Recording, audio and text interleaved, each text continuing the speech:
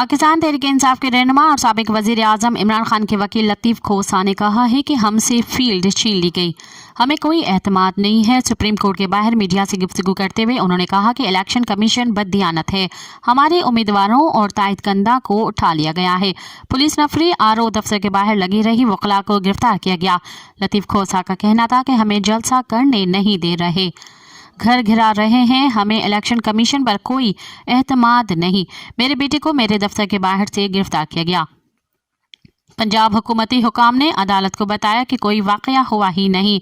वकील PTI ने कहा कि चीफ जस्टिस की अजमत को सलाम, वो कहते हैं कि टीवी देखते ही नहीं, जमहूरियत की बका के लिए अवाम की अदालत में जाना पसंद करेंगे।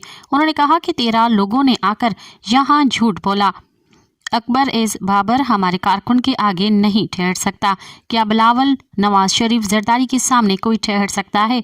अदालती फैसले की वजह से हमारी मखसूस नशिस्तें उड़ा दी गई हैं। मज़ीद ख़बरन ऐं तफ़सीलात लाइ विज़िट कयो असांजी वेबसाइट www.awamiNewsHD.com ऐं ॾिसंदा रहो अवामी न्यूज़ HD।